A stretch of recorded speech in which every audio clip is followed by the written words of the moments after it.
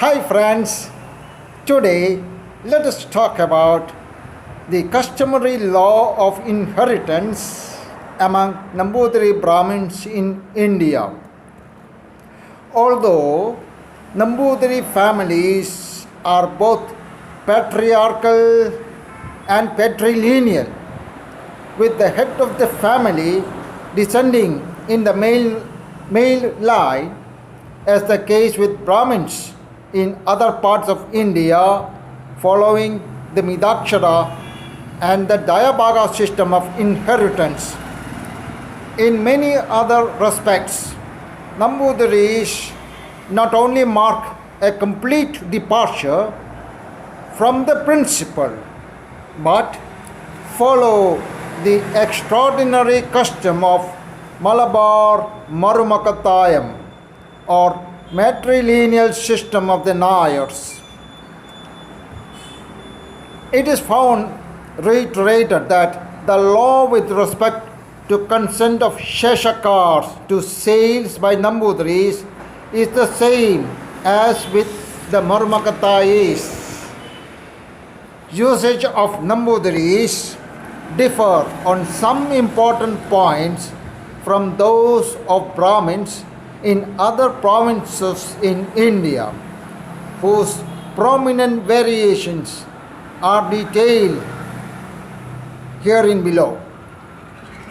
In this context, it is pertinent to note that Nambudiris of Payyannur village are found prima facie governed not by the ordinary Hindu law of inheritance but by the Marumakatayam law of the Shudras.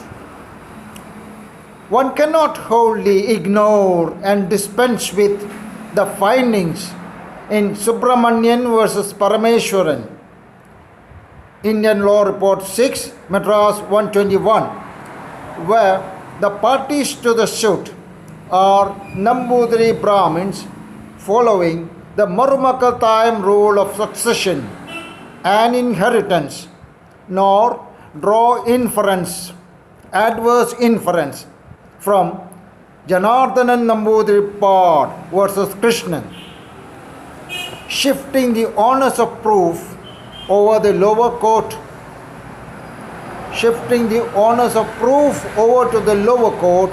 when their lordships of the Madras High Court arrived at a definite conclusion that the Nambudiris of Payyannur village are governed by Marumakatayam law, where the question was tested, substantiated, and finally adjudicated by the court below at the trial stage before it came up for appeal in the High Court, and their lordships only concurred with the lower court findings.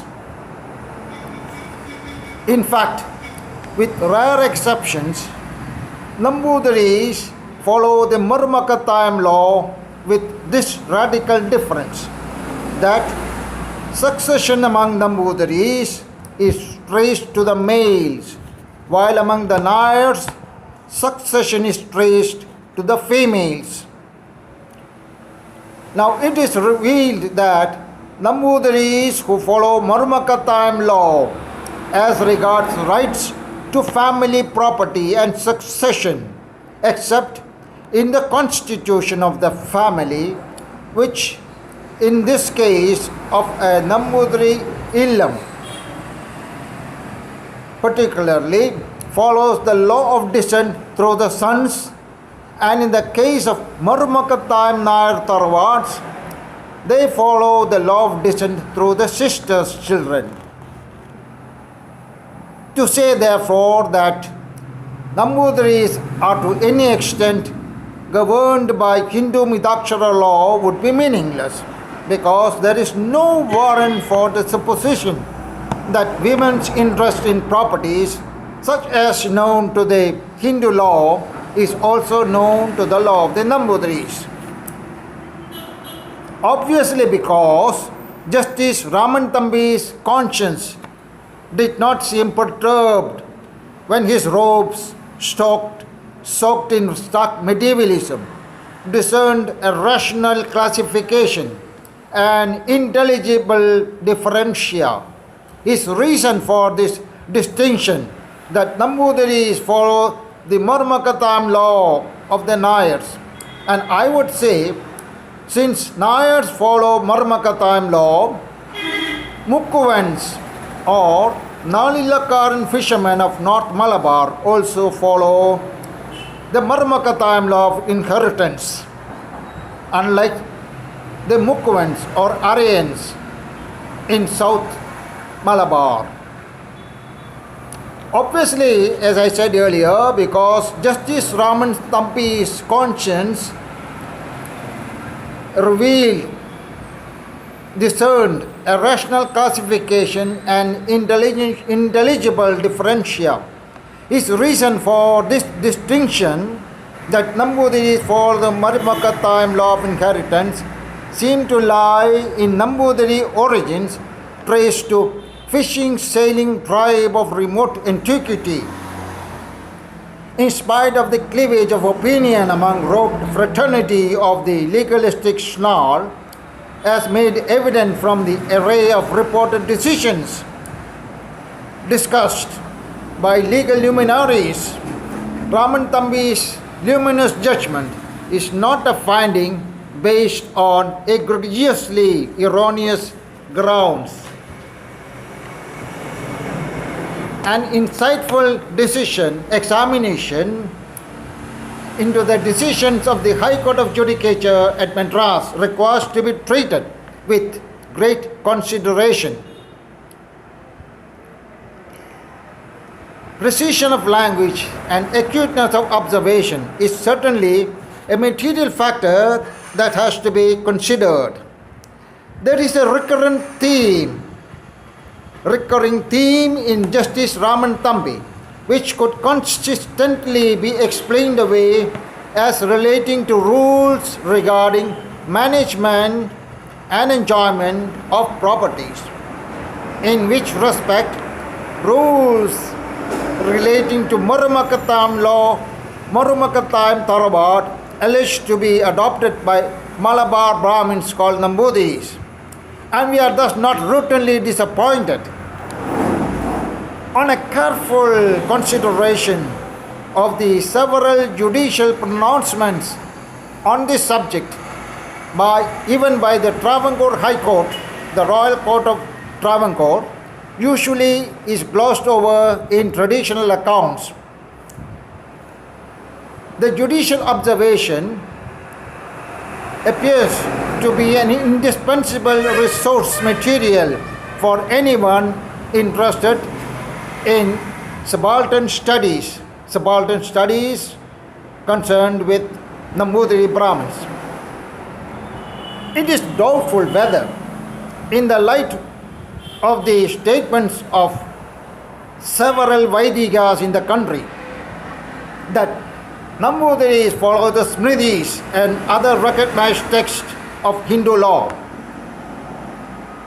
in matters relating to adoption and succession, as cited by Justice Kunjiraman Nair.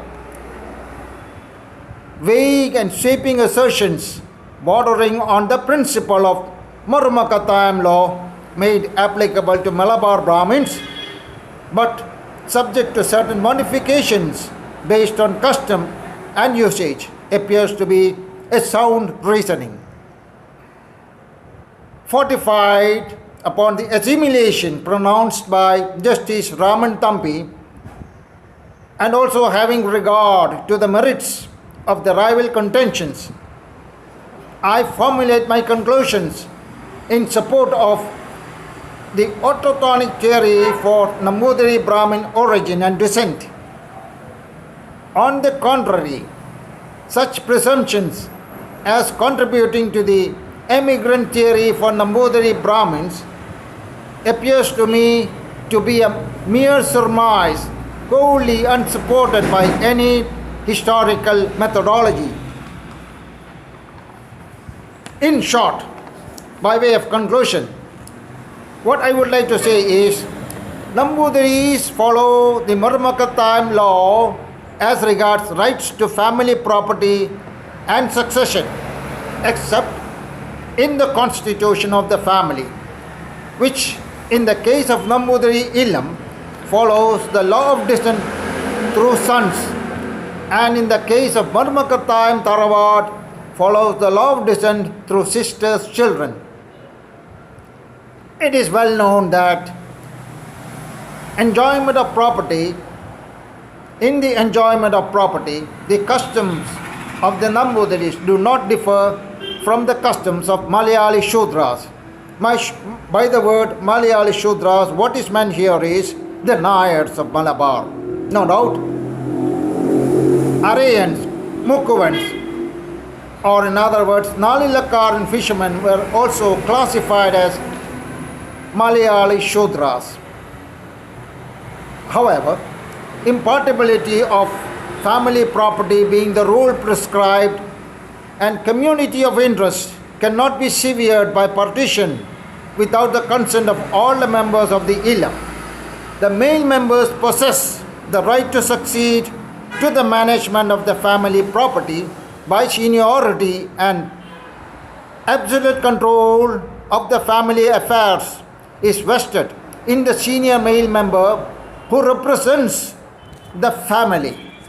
The female members have likewise the right to act as manager or de facto Karnavan in the absence of males. She is called the Karnavati. The right of junior members, both male and female, is the right to be supported in the family house out of the family property. The Smritis of Manu, Parashara, Baudayana, Jaimini, Harida, Kaushidaga, Ashwalayana and others are followed by Malabar Brahmins as the fountainhead of modern Hindu law, unless the Malayala Brahmins can be shown to have deviated in any respect from the interpretation put upon old texts by modern Hindu usage and adopted different practices. They must be held bound by Hindu law as now understood and acted upon elsewhere. That is all for now. Have a awesome day. Thank you very much.